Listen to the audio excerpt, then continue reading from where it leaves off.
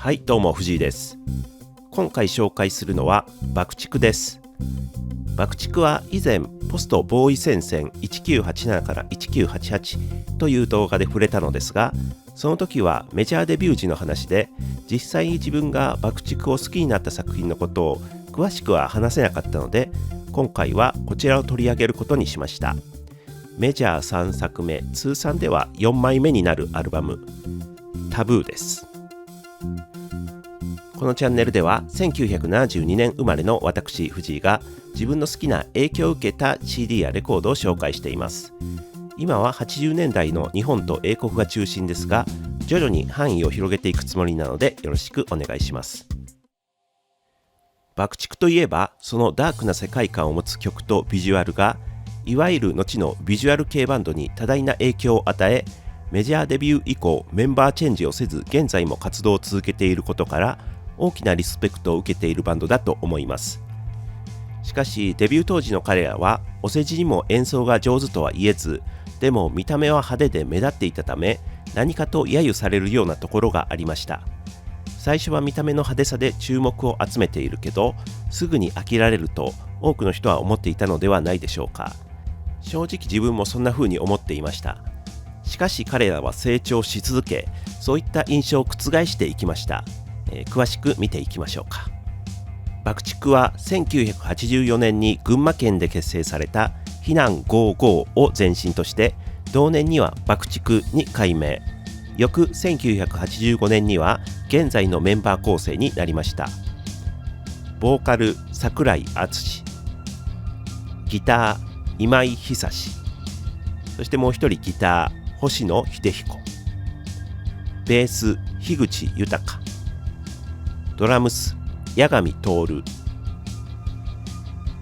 1986年にインディーズレーベルの太陽レコードからシングル To Search でデビュー。1987年にアルバム Hurry Up Mode を発表。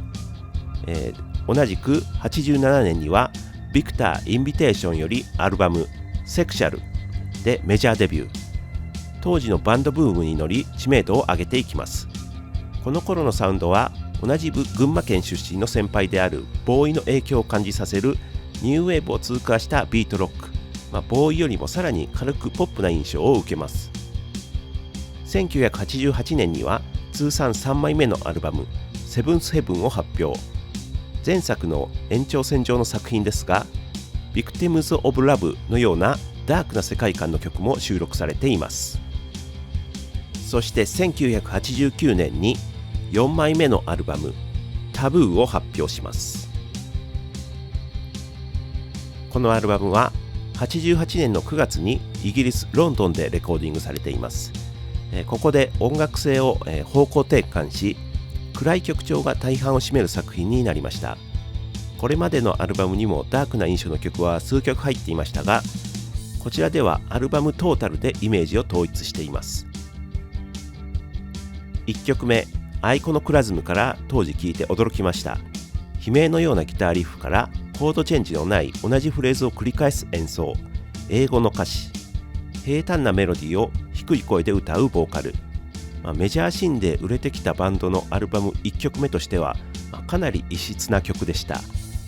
個人的にはこの曲1曲で、それまでそれほど好きではなかった爆竹への評価が一転し、好きなバンドになった、それぐらい衝撃を受けた曲です。2曲目東京は、当時かっこいい曲だなと思っていたのですが、今聞くとちょっとなぜでしょうかね。サイバー東京っていうキーワードと曲調が今聞くとなんていうか歌謡ロック的な、古めかしさを感じてしまい、ちょっとちぐはぐに思えるんですよね。3曲目 Sex for You はタイトルからして当時はちょっと恥ずかしく思っていましたね。これちょっと、親兄弟の前では聞けないなという。しかしこれ今聞き直してみると結構好きですね。東京と同じく古めかしい歌謡ロックというか、エロいムード歌謡のような趣があります。曲調と歌詞が合っていて、この世界観が出来上がっていますね。コンガとかマンドリンっぽい音が入っているのもツボです。4曲目エンブリオ。この曲は、アルバムの中でも最もドロドロしたダークでゴシックロック色が強い曲だと思います。ドラムとベースのリズムパターンがかっこいいし、ギターのサウンドもいい、かなり好きな曲です。5曲目は J、ロカビリー調の曲ですね。怪しい雰囲気で始まりますが、B メロでポップになったり、ダークな方向に振ったアルバムではありますが、根本的にはポップさ、キャッチーさが根っこにあるバンドなんだなと思わせます。6曲目は Feast of Demoralization、こちらは珍しくドラムの八神徹さんが作詞をしています。パーカッションとアコギによる民族音楽的イントロからアップテンポへと流れ込みますが、こちらはちょっと古めかしい歌謡ロック調ですかね。この辺りはちょっと消化不良のように感じます。7曲目、エンジェリックカンバーセーション。アコギのイントロからダイナミズムのある演奏を聴かせるミドルテンポの曲です。歌詞はまるで西洋のファンタジーのような世界観で、独特の美しいメロディー、コード進行に乗せて歌われます。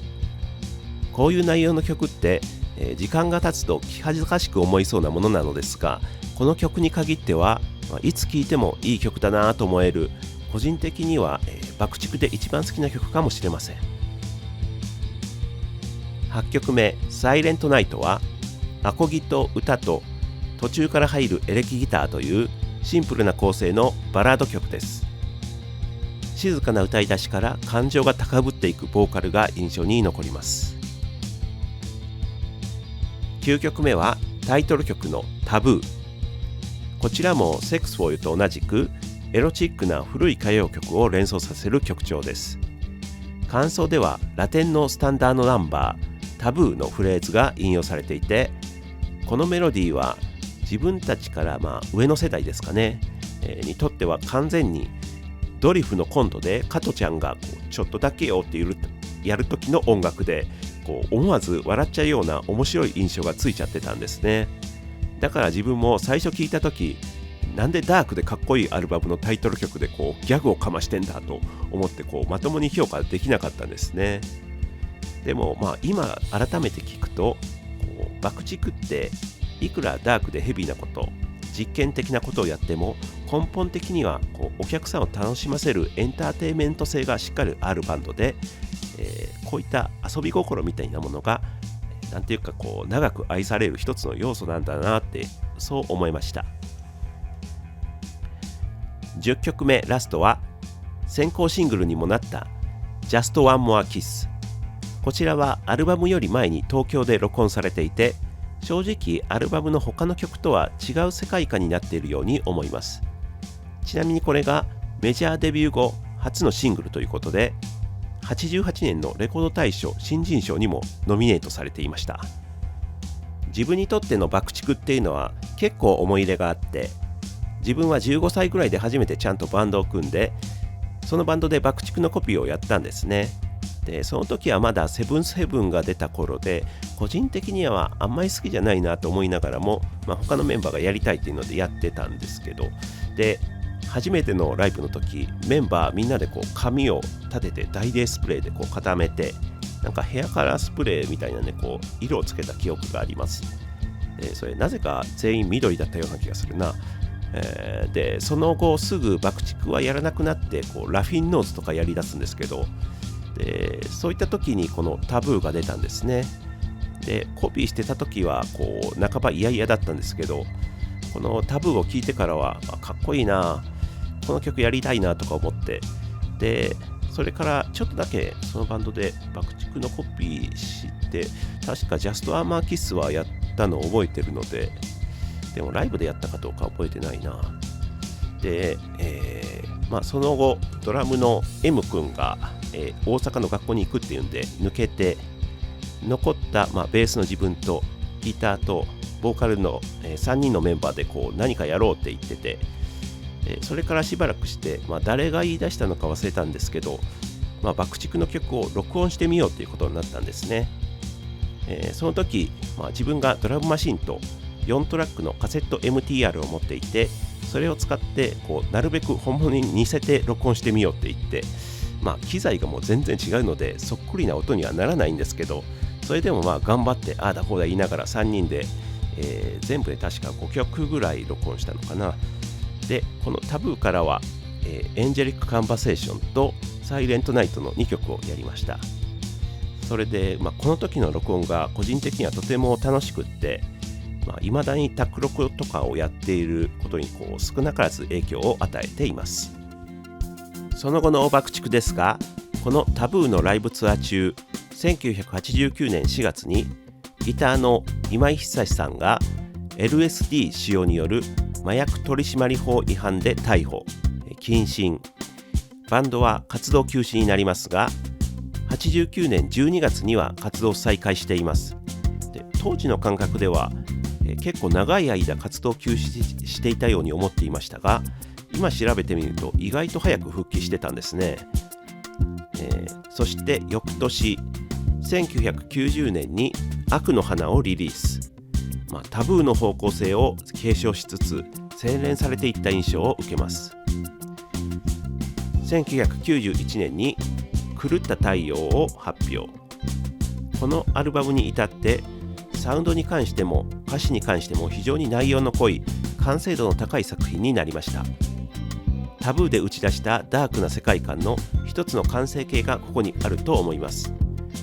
そしてさらにここから音楽性を広げていくんですけどね。